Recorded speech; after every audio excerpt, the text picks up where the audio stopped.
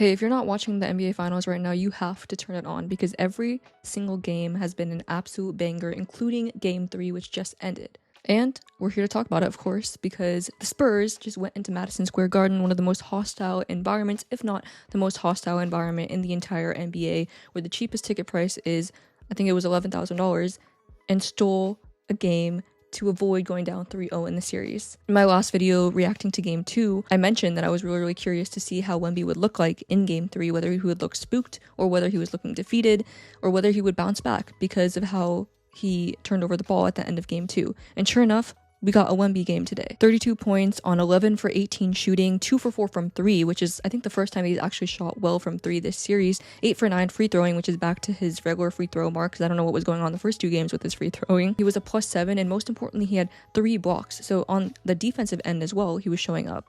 And then we also got the surprise Stephon Castle game. The reason why I say surprise is because Stephon Castle has kind of been in the background, kind of doing his thing in San Antonio, but today, his impact was really felt, especially with those 2 clutch free throws at the end of the game. He's only 21 years old, and he sunk those as if he's been in the league for like 10 years. And then we have De'Aaron Fox, man. I don't know what the hell is going on with De'Aaron Fox, because he had another stinky game today, 4 for 14 from the field, 0 for 5 from 3. But you know what? One thing about De'Aaron Fox, he's always going to show up in the clutch moments when his team needs him the most. And he sure did that today. He had a clutch shot, his midi, just to keep the Knicks at bay. And that was one of the most important shots of the game. And thinking about this game, I think the main change that I really saw in regards to the offense for the San Antonio Spurs was they really made it intentional to try to get the ball to Wemby when he had a small on him or smaller guy on him in the paint and throw it up to him just because we know you're 7 foot tall.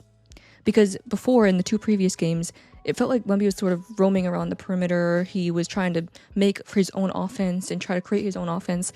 This time, they made it easy for him. They just threw up the ball to him. Whenever Cat was not on him, it was Wemby, go eat, go feast. And of course, by intentionally starting off the game that way, they were able to build his confidence, and now he can step back and hit the threes that we know Wemby is capable of hitting because he's feeling good. And before we get to the Knicks side of things, one thing about the Spurs that kept replaying in my mind throughout watching this game is just how good they're going to be for the next 10 years. Stephon Castle is so good right now. You can see that he can just get to the basket at will sometimes. Even in this game in the second quarter, in the non-Wemby minutes, he was the one mostly carrying them getting to the basket. Dylan Harper, again, such a special rookie on both the defensive end and the offensive end. And then, of course, Wembanyama, who's literally an alien. Honestly, this game started off in a very similar way to the previous games, so I was a little unsure if it was just going to play out the same way. The Knicks figure it out, and they start to pull away, and then the Spurs don't have enough left in the tank as we go down the stretch. This time, there was a couple key differences between how the Knicks played today and how they played the previous 2 games. One thing that did stay the same, though, is Jalen Brunson continued to struggle. He did have more of an impact today, and he still had 32 points, yeah, but he did take 25 shots again, and he was -9. So it was not one of our best Jalen Brunson games. There were a couple of easy shots that he did miss that we know he can make, but there were also some shots that were incredible Jalen Brunson shots. And honestly, that pretty much summarizes how his finals have gone so far. It's been mostly a struggle, but flashes of Jalen Brunson brilliance. Now, one of the key differences, which is why the Knicks kind of struggled to close out the game today, was Karl-Anthony Towns. He was still pretty good defensively against Victor Wembanyama, because I feel like Victor sort of scored a lot of his points when Cat wasn't the primary defender and when he had a smaller guy on him like Landry Shamet or even Mikal Bridges or anyone. But offensively is where I didn't really feel the same impact as the first 2 games that Karl-Anthony Towns had. He was 4 for 10 today, 0 for 2 from 3. Didn't really have that same impact that we were used to seeing, which is what I was saying why he deserved Finals MVP in the first place. He was sort of in the background of this game. And I mean, OG Anunoby sort of picked up the slack, but Karl-Anthony Towns really needed to assert his presence, I think, a little bit more in order for them to close out this game, especially down the stretch. And the reason this loss kind of sucks is because, as I mentioned, OG Anunoby, absolute brilliant masterclass today. 28 points, 9 for 13, just showed up at all the right moments, to be honest, including a 3, I think, at the end of that game to even keep them close and try to give them a shot to win it at the end. But OG, what a game today, and to think that you didn't really pay off in a win is kind of sad, especially at home when you could have taken a 3-0 lead. And then I wasn't going to talk about this, but sheesh, Landry Shamet, just looking at the box score, I didn't even realize it was this bad, but 1 for 8 from the field, 1 for 7 from 3, -20. I mean, he was such a big part of their 2 previous wins. That's another key factor that I guess I should talk about, because Landry Shamet, man, wow, that's just ridiculously bad. But I guess Jordan Clarkson also picked up the slack, which I didn't even expect him to get minutes. And Mike Brown just threw him in, and you know what they say, role players play well at home, and he did. But the second factor that I think really made it hard for the Knicks to close out this game was the foul trouble. I mean, they had 3 team fouls in the first 1 minute and 54 seconds in the fourth quarter. The Spurs were in the penalty for the remaining 8 minutes of the quarter, the last 8 minutes of the game. And there were so many free throws down the stretch of the game where that could have been avoided just if you didn't get into foul trouble and you weren't just hacking stupid fouls, basically. And I'm not going to comment on how the refs called things, but the game was super physical today.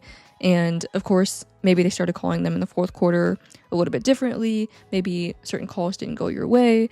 But to get into foul trouble that early in Game 3 of the NBA Finals is not going to serve you well. But now that the Spurs have officially got on the board in the series, I'm really curious to see whether they're going to stick with the same strategy on offense of trying to be more intentional with what shots Wemby gets, sort of trying to get him going in the early parts of the game, and also what adjustments the Knicks are going to make both defensively and offensively, because there was that one stretch in the fourth quarter, at the beginning of the fourth quarter, where they went scoreless for about 4 minutes. So where are they going to find that offense when they really, really need it?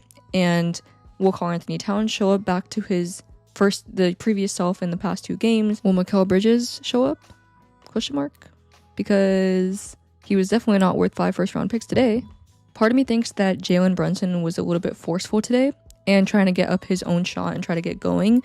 And that sort of hurt the team because I felt like the team was at its best the past 2 games when Karl-Anthony Towns was at the hub of that offense, passing out, dishing out shots to Mikal Bridges, OG Anunoby. Now, of course, OG still had a good game today, but that was sort of in the flow of the offense and in taking the right shots.